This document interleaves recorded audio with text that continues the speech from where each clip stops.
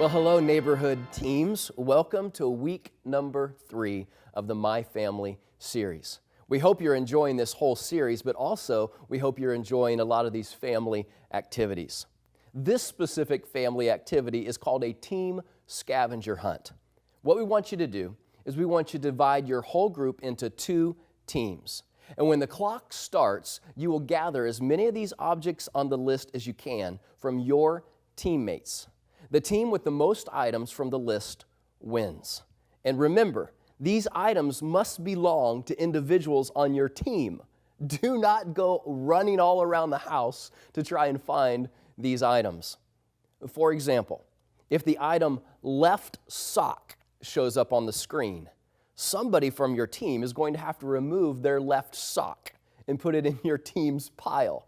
The team to amass the most items on the list wins. You got it? All right, here we go. Good luck.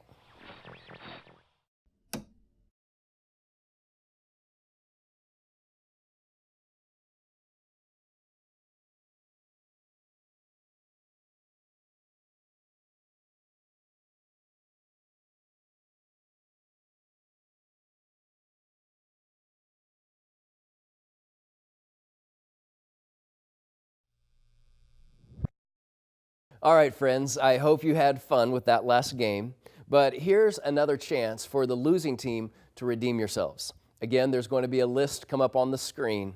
Are you ready for this? Here we go.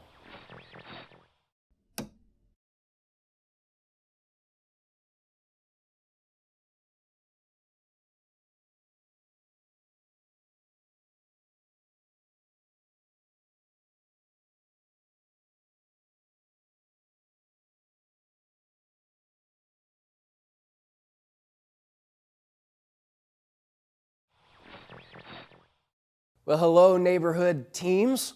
Welcome to week number 3 of My Family. You know, this last week you were challenged as individuals and as families to create some core values. And I want to ask you to take some time today to just share what some of those core values were. What kind of things did you learn in this whole process? Maybe share which one of these core values is going to be the biggest challenge for you. Or maybe share which one of these values to you was the easiest to construct. Take just a couple of minutes and share some of these core values that you created.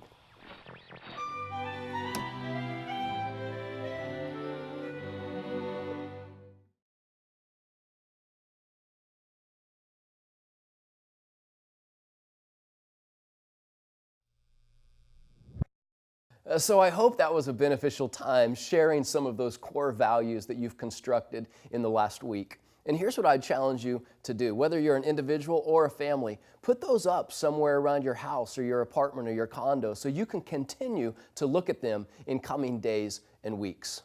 In today's study, we'll be talking about coming distractions. And these are the distractions that have come or will soon be coming into our families. These coming distractions can be things like a new baby being born. And as exciting as it is to have a new baby in the family, how many of you know that it completely changes the schedule of everyone in the home? I mean, these little babies that can't even speak, they tend to dominate our homes. Or maybe the distraction in your family is a person who is rebelling. And this is so tough because you know that this person, they know what's right. I mean, they were raised in the church. But now, one of these people in your family is going through a season of rebellion, and they are running from God. And you know what? It is absolutely breaking your heart. And every day, this is a distraction to you. Or maybe the distraction that is hitting your home right now is an addiction or a habit that has just recently been exposed. And this habit has everyone else in the home walking on eggshells. Maybe your distraction is an empty nest. I mean, for years you dreamed of the freedom that would come when your kids went off to college or when they got married or when they went off to work somewhere. And now that day has finally come. But all you can think about is those days that used to be when the kids were small and the house was always full. You see, an empty nest is not an easy season or emotion to navigate. Or maybe your coming distraction is your very own aging parents who have now come back home, or maybe they are soon coming back home to live with you. And don't get me wrong, you love your parents deeply, but them coming back home to live with you is certainly going to bring a lot of changes to your home. Here's what I would like for you to do in your neighborhood team today. I want to ask you to spend some time talking about these distractions and these tough circumstances that you and your family are currently facing. And I want to ask you, if you will, to just be as honest as you can. Be as honest as is appropriate in your neighborhood team tonight. And then when you are done sharing, I want to ask 2 or maybe 3 people in your group to just pray. Pray that God would grant everyone wisdom and compassion as you work through these coming distractions.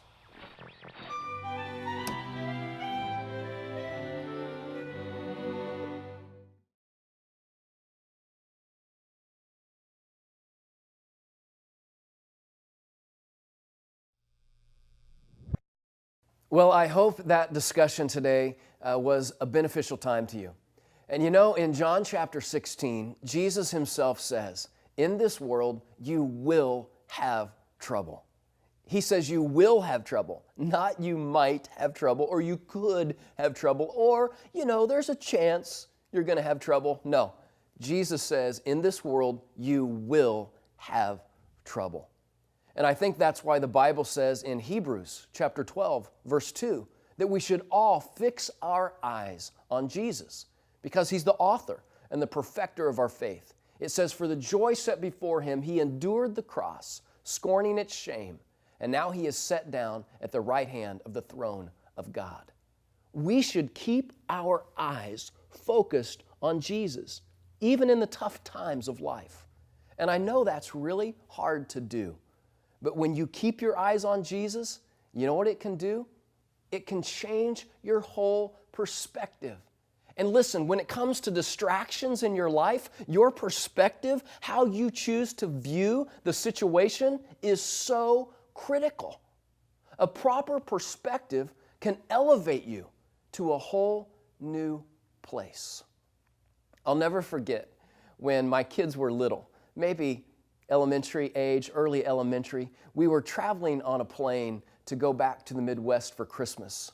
And my daughter Ruby was sitting by the window in the plane. And as we took off up into the air and maybe got to 10,000 or so feet, she looks out the window and then she starts pulling on me, and her eyes were just huge. And she looked at me and said, Daddy, look, widow cars. Look, Daddy, widow people, widow houses. And I was just cracking up because I knew that they weren't really little cars and little people. The only thing that had changed is her perspective. You see, that's what happens when we keep our eyes on Jesus. These problems and troubles, these distractions that we have here on this earth, you know what happens? They seem to shrink back down to their appropriate size. When we keep our eyes on Jesus, it allows us to look at our lives and say, look, little troubles. Look, little problems. Look, little worries. You know, one of the greatest benefits of these neighborhood teams is getting together with other people on a regular basis and realizing you are not alone in facing tough times and distracting situations.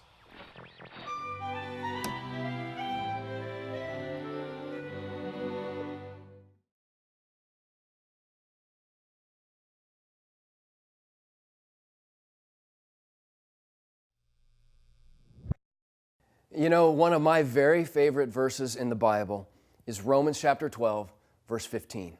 It says, rejoice with those who rejoice and mourn with those who mourn. You know, I pray that every single one of our neighborhood teams would choose to live this verse out to the fullest. I pray that in our neighborhood teams, it would be the place where no one stands alone. I pray that our neighborhood teams would be a place where it's okay to not be okay. Okay? And don't forget this, friends. Next week, we will not be having our neighborhood teams meet. Next week, we want to encourage everybody to just get together with your family or maybe some of your neighbors you haven't met yet and find some creative thing to do. You know, you've been posting your ideas for the last several weeks. Print off that list, find something creative to do as a family, and have a wonderful time coming together in that activity.